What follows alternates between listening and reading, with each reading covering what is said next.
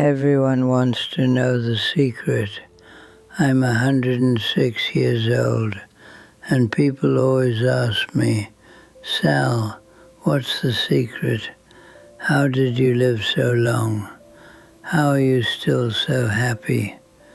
They expect me to say olive oil, or a glass of wine, or walking every day. And yes, I do all of that, of course. But that's not the secret. You really want to know? Come closer. I'm going to tell you something that took me 100 years to understand. The secret is this: you choose. Every single day, you choose. Joy isn't something that just happens to you. Joy is something you decide. Most people never figure that out. They wait for life to make them happy. They wait for the right job, the right person, the right moment, and they die waiting. I didn't wait. I decided. That's why I'm still here, still laughing, still grateful for every day I wake up. Now, before you think I had an easy life, let me tell you what I've survived. My mother died when I was 5, tuberculosis. I remember her coughing blood into a handkerchief. In 1928, my father brought me to America with $40 and no English. I was 8 years old, sleeping on a floor in Bensonhurst with 6 other people. By the time I was 10, I was making shoes beside my father until my fingers bled. My first wife, Anna Maria, she was the most beautiful woman I had ever seen. Black hair, green eyes, a voice like music. We had 9 years together, just 9. Then one afternoon, June 14th, 1951, she went up to the roof to hang laundry. Brain aneurysm. She was gone before she hit the ground. 28 years old. I was 31, with 2 babies, and no idea how to keep going. Then, in 1978, my shop burned down. 26 years of work, gone overnight. I stood there on the sidewalk, watching 60 years of my family's effort turn to ashes. I was 58. I thought, this is it. This is where I quit. So don't tell me about hard times. I know hard times. But here's what I also know. Hard times don't have to make you hard. That's lesson number 1. Write it down. Hard times don't have to make you hard. You decide what they turn you into. After Anna Maria died, I had a choice. I could stay angry at God, at life, at everything. And believe me, I was angry. For 6 months, I was the angriest man in Brooklyn. I yelled at customers. I yelled at my sister. I didn't sleep. I barely ate. My children were afraid of me. Then one night, my daughter Lucia, she was about 5, came to me crying. She said, Papa, why are you so mad? Did I do something wrong? And I looked at this little girl who had just lost her mother, and she thought my anger was her fault. That night I made a decision. I said, Sal, you can be angry or you can be a father. You can't be both. Anna Maria didn't marry an angry man. She married a man who made her laugh. So I chose to become that man again. Not because I wasn't sad. I was sad every day for years. But I decided sadness wouldn't be the only thing my children saw. They would see joy too. They would see their father choose life. Now listen carefully. You're going through something right now. Maybe you lost someone. Maybe you lost something. Maybe life knocked you down and you don't know how to stand back up. I'm not telling you it doesn't hurt. It does. Feel it. But then this is important. You choose. You choose what happens next. No one else can make that choice for you. Now let me tell you about Gloria. It was 1990. I was 70 years old.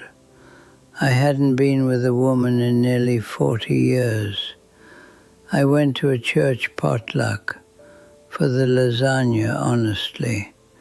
And across the room, I saw her laughing. Her whole face lit up. And I thought, that's the most beautiful thing I've seen in 40 years. Her name was Gloria Washington. She was 62, a retired nurse. When I walked over to speak to her, half the room stopped eating. An old Italian man and a black woman in Brooklyn in 1990. You can imagine the looks. My own son, Enzo, didn't speak to me for 2 years after I married her. He said I was dishonoring his mother's memory. He said people were talking. You know what I told him? I said, Enzo, I love you, but I spent 40 years alone. I'm 70 years old. I found someone who makes me laugh. If the neighborhood doesn't like it, that's their problem. Lesson number 2, stop caring what people think. At some point, hopefully before you turn 70, you realize other people's opinions can't hurt you. Only you can hurt yourself by believing them. Gloria and I had 33 beautiful years. She passed away last January in her sleep, 95 years old. I held her hand all night. I miss her every single day. But she would be furious if I stopped laughing. She'd say, Sal, don't you dare sit around feeling sorry for yourself. We had 33 years. That's more than most people ever get. And she's right. So I keep laughing. For her. You want to know what makes me happy now? Morning coffee. Sunlight through the window. My great-granddaughter Sophia calling me every Sunday. Good bread. Italian music. A warm bed. A stranger's smile on the street. That's it. That's the list. I don't need a yacht. I don't need a mansion. I don't need anything more than what I already have. And here's the secret inside the secret. I could have been this happy at 30, or 40, or 50. But I was too busy chasing things that didn't matter, too busy worrying, too busy being afraid. Lesson number 3, and this is the most important one.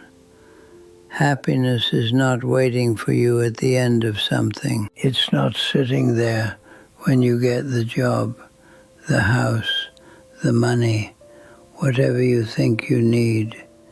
Happiness is right here, right now, in what you already have. But you have to open your eyes to see it. Most people walk past it every single day. So tonight, after you finish this video, do something simple. Sit down, look around, find 3 things you're grateful for. Not big things, small things.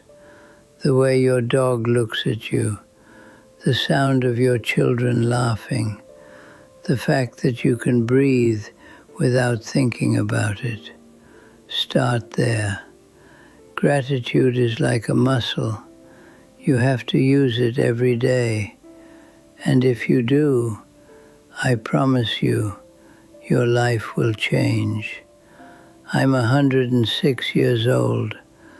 I lost my mother at 5, my first wife at 31, my shop at 58, Gloria last year. By all logic, I should be the saddest man alive, but I'm not.